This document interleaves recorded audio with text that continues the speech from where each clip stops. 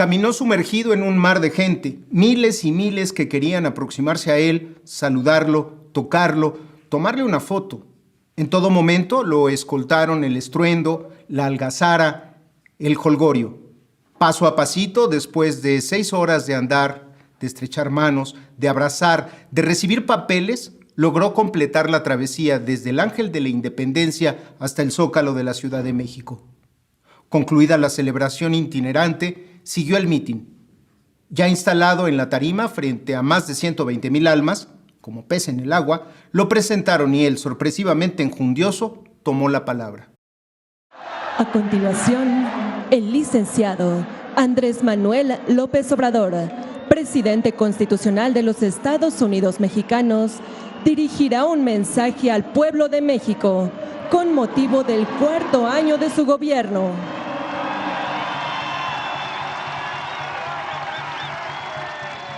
Son las 3 en punto. Bueno, me da mucho gusto estar con ustedes.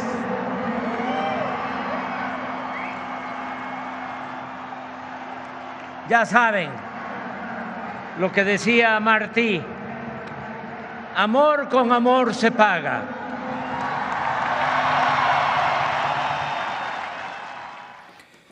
Después de la ovación contenida durante tanto tiempo, siguió el mensaje alusivo al 4º año del primer gobierno de la Cuarta Transformación. Hora y media después, pasó a otro asunto, el teórico. ¿Teoría en el espacio público? Pues sí, ni más ni menos. Teoría en el ágora nacional por excelencia, la Plaza de la Constitución. Amigas y amigos, la política es, entre otras cosas, pensamiento y acción.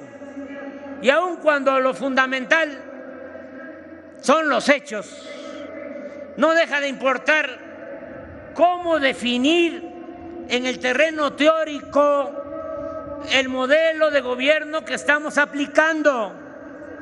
Mi propuesta será o sería llamarle humanismo mexicano.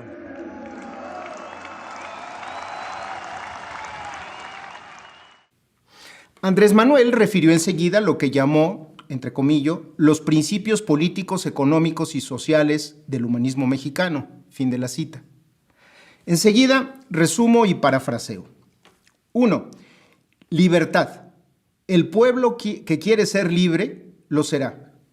Señaló recordando las palabras del cura Miguel Hidalgo. 2. Democracia en favor de los intereses de la mayoría.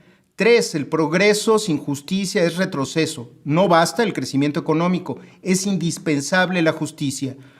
4. Otros datos. En vez de la obsesión tecnocrática de medirlo todo en función de indicadores de crecimiento macroeconómico que no necesariamente reflejan las realidades sociales.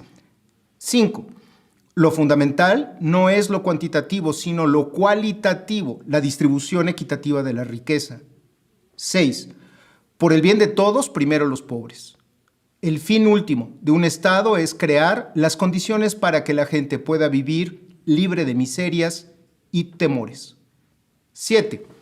Hay que desterrar la corrupción y los privilegios y destinar todo lo obtenido en beneficio de las mayorías, específicamente de los más pobres. 8. La estrategia central de la política social. Respetar, atender y escuchar a todos y a todas, pero otorgar preferencia a los pobres y humillados. 9. Por el bien de todos, primero los pobres, sinónimo de humanismo. 10. El poder solo es virtuoso cuando se pone al servicio de los demás. 11. Solo el pueblo puede salvar al pueblo. Ricardo Flores Magón. 12. Con el pueblo todo, sin el pueblo nada. Juárez. 13. Nada se logra sin amor al pueblo. Siguiente. La política es un noble oficio. La auténtica política es profundamente humanista en su esencia y sobre todo cuando se practica en el bien de los demás, en especial de los pobres. El presidente cerró su discurso con lo que podría parecer una arenga política, pero en realidad es una sustanciosa síntesis de todo el andamiaje teórico de la Cuarta Transformación. Sigamos haciendo historia, continuemos impulsando el cambio de mentalidad, la revolución de las conciencias, hagamos realidad y gloria el humanismo mexicano. ¡Que viva México! ¡Viva México! ¡Viva México!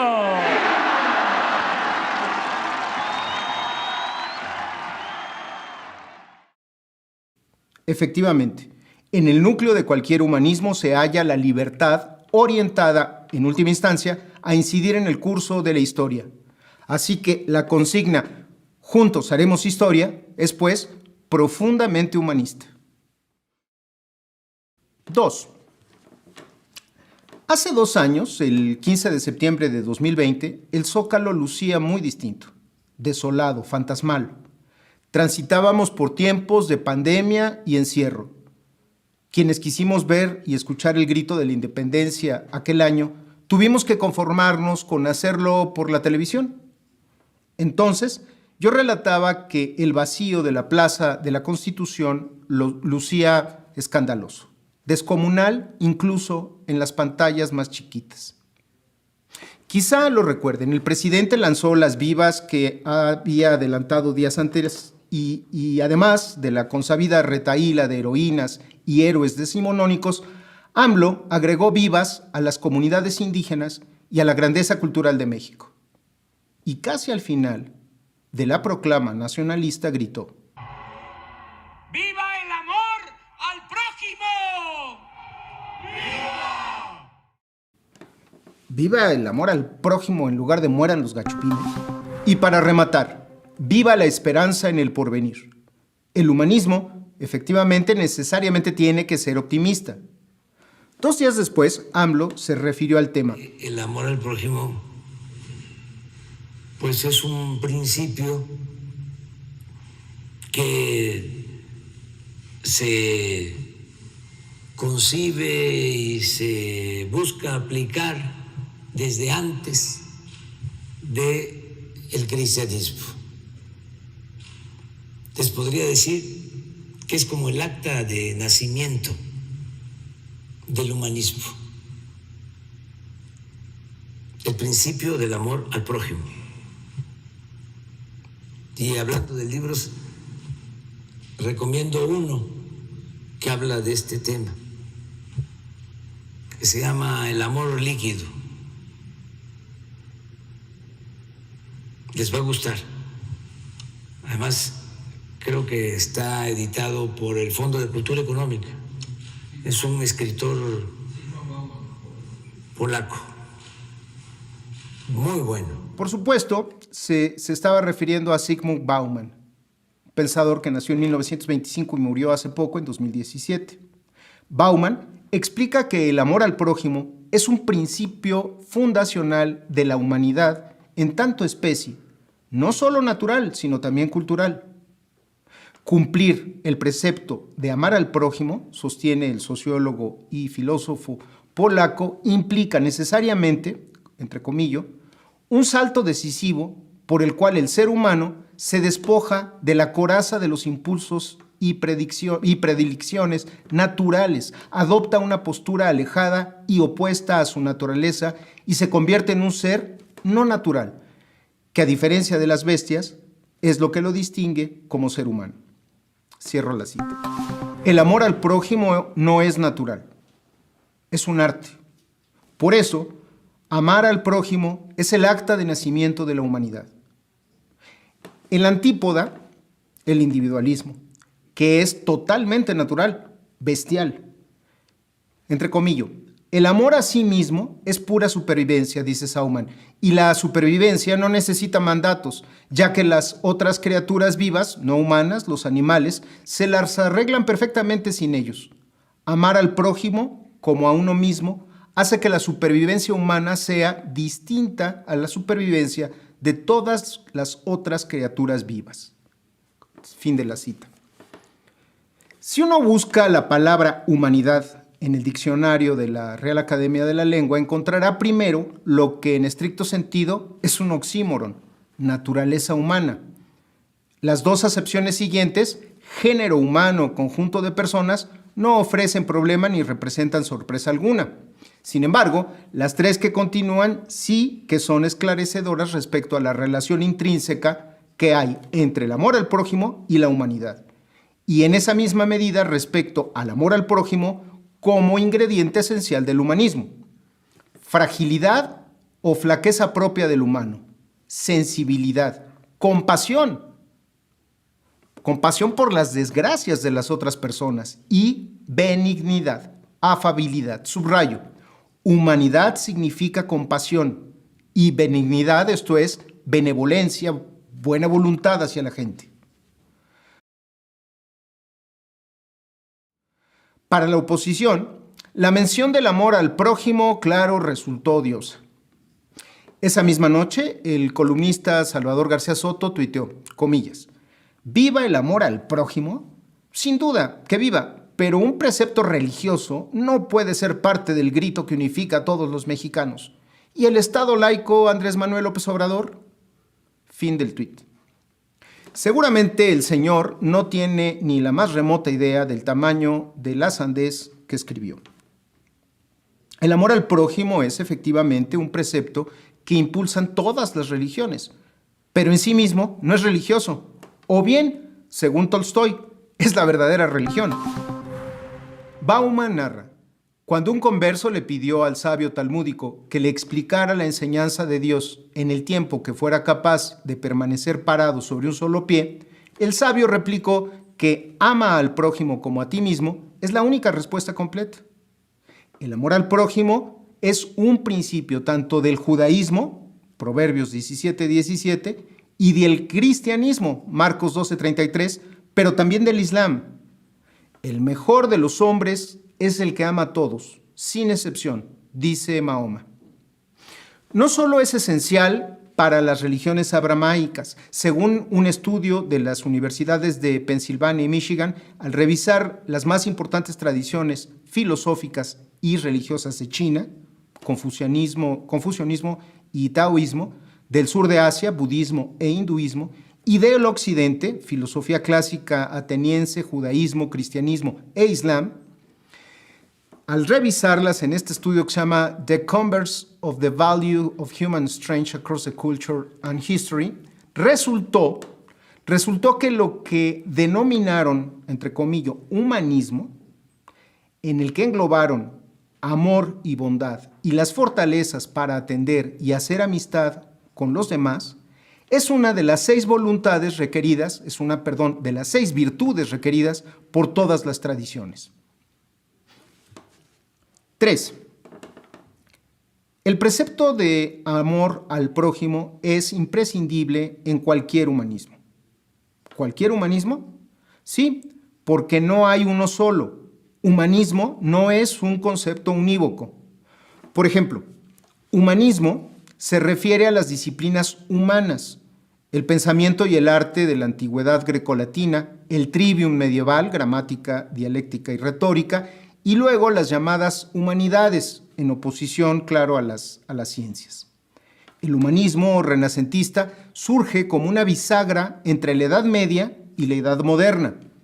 En tanto cosmovisión, primero se opuso al pensamiento religioso y después se diferenció del cientificismo. Frente a la escolástica, fue un giro hacia el estudio del lenguaje más que de la realidad misma. La justipreciación de la experiencia, de la literatura y el diálogo, la aceptación del carácter histórico, transitorio del saber, frente a las pretensiones de las grandes verdades universales. La ponderación de la racionalidad práctica, la innovación por encima de los modelos canónicos y, muy importante, un afán por recuperar la capacidad creadora, la libertad y la dignidad humanas. Los renacentistas sostenían que la gente podía hacer historia. Giovanni Pico della Mirandola, 1463-1494, logró condensar el humanismo del Renacimiento italiano en su discurso sobre la dignidad humana. El humanismo apela al rescate de la sabiduría tradicional, al poder asertivo de las palabras, a la prudencia y al criterio de verdad efectiva. Desde el siglo XVII, la concepción renacentista sufrió varios embates de la racionalidad moderna, Descartes en las ciencias y Hobbes en la teoría política. Después, durante el siglo de las luces y más en el siglo XIX, se consolidó el logos científico y la obcecación tecnológica, la fijación métrica, el cálculo capitalista y la tiranía cuantitativa, lo cual depreció el humanismo. Isaiah Berlin, él nació en 1909 y murió en 1997, afirmó alguna vez que el siglo XX había sido el siglo más terrible de la historia occidental. Yo creo que no exageraba. No es gratuito el desencanto generalizado después de la Segunda Guerra Mundial. Entonces, el humanismo resurgió en movimientos filosóficos como el existencialismo, que defendieron la idea de que no estamos sojuzgados ni por el destino, ni predeterminados por la historia, ni sometidos a las leyes del mercado. Por el contrario, Jean-Paul Sartre aducía que el hombre está condenado a ser libre. 4. En España, el Renacimiento tuvo dos vertientes, la erasmista y la salamantina. La primera, cercana a los intereses del emperador Carlos V. En cambio, pensadores como Francisco de Vitoria, 1483-1546, y Domingo Soto, 1494-1560, criticaron abiertamente la legitimidad de la conquista española del Nuevo Mundo y salieron en defensa de los pueblos originarios. A esta escuela se debe Alonso de la Veracruz, 1507-1584, fundador de la Universidad de México y del humanismo iberoamericano, en el cual, en el humanismo iberoamericano, es justo contar a gente como Fray Bartolomé de las Casas, 1484-1566, Fray Juan de Zumárraga, primer arzobispo de México, y Vasco de Quiroga, 1470-1565, quienes argumentaron que la soberanía de los dominios novohispanos en realidad residía en sus pueblos originarios. De ellos deviene la idea primigenia de una nación mexicana y también el humanismo criollo, corriente de pensamiento en la que se gesta la idea de que la Nueva España debería pertenecer a los nacidos de este lado del Atlántico, criollos, indígenas y mestizos. Debo remarcar esto. En el humanismo salamantino se encuentra el origen del patriotismo criollo y, por tanto, del nacionalismo mexicano. En el siglo XVII fueron relevantes humanistas novohispanos como Juan Zapata y Zavala, 1545-1630, autor de Sobre Justicia Distributiva, el primer libro de filosofía escrito en México y publicado en 1609, y Juan de Torquemada, 1557-1624, a cuya pluma debemos Monarquía Indiana. Posteriormente se destaca la obra de Carlos Sigüenza y Góngora, 1645-1700, quien se esforzó por mostrar la sobrada capacidad de autogobierno de los pueblos prehispánicos y de la cumbre del humanismo, Sor Juana Inés de la Cruz. Correspondería a los humanistas jesuitas del siglo XVIII, de manera notoria a Francisco Javier Clavijero, apuntalar la noción moderna de México y de los mexicanos. Exiliado en 1780, publica Historia Antigua de México. En el texto con el que da inicio el primero de los 3 volúmenes, una presentación dirigida a la Real y Pontificia Universidad de México, el padre Clavijero, criollo veracruzano, establece de lo que trata su libro y se presenta a sí mismo, entre comillas, una historia de México escrita por un mexicano. Va más allá, critica, comillas, el descuido de nuestros antepasados con respecto a la historia de nuestra patria, comillas. Vendría una nueva generación de humanistas con la primera oleada insurgente, pero ahora quede aquí el recuento para recalcar dos cosas.